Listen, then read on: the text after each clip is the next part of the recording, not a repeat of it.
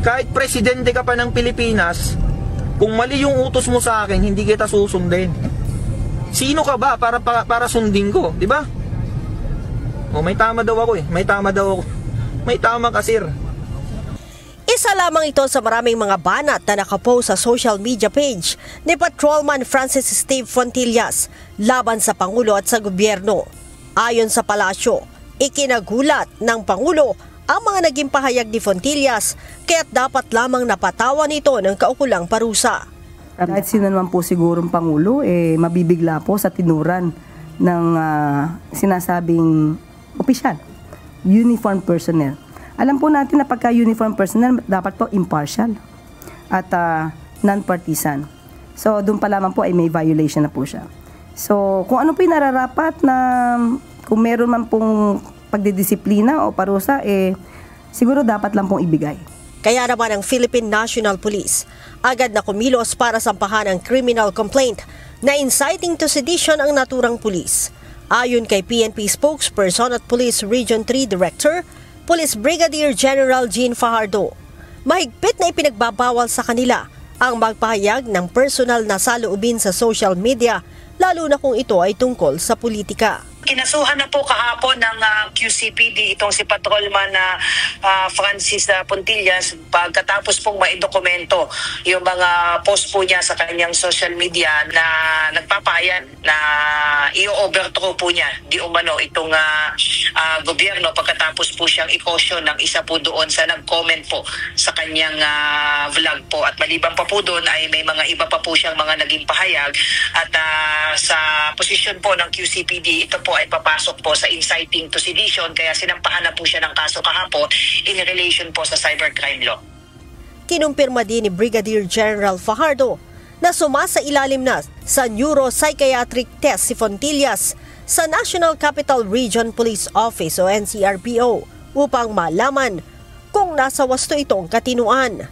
Nakitaan na umano ito ng erratic behavior at mood swings noong 2023 kaya't isinailalim ito sa gamutan. Short-tempered kaya po siya ay pinanyuko noon at nag-undergo po ng medication for supposedly mood swings po at erratic behavior. But after taking medication po ay nagkaroon, pinayagan po uli siyang per recommendation po ng doktor tingin sa kanya. Subalit recently po ay nag-exhibit na naman po siya ng the same pattern of behavior. At ito na nga, nung mangyari nga po itong pag-aresto po kay dating Pangulo. Sinabi pa ni Brigadier General Fajardo na nakadepende sa magiging resulta ng neuropsychiatric test ni Fontillas kung nararapat pa itong magtagal sa serbisyo. Kung ma-assess po na he is no longer possess the mental fitness expected from a PNP members, this might be a ground for separation from the PNP service. But aside from that po, yung isinampang kaso nga po at yung willful violation po niya ng mga existing policy, including po yung kanyang refusal to report physically sa kanyang unit po. Ito po lahat po na ito ay dinokumento na po. In fact, pati po yung return to work order po na pinareceive doon po sa kanyang tahanan ay nirefuse din po niyang tanggapin po. Kasama din aniya sa pinag-aaralan ng PNP ay kung dapat itong disarmahan.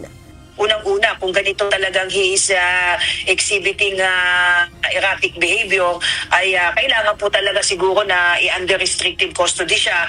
At once malabas po yung order, ay automatic po siya po ay didisarmahan at tatanggalan po ng sweldo as soon as maging effective na po yung AWOL order po niya.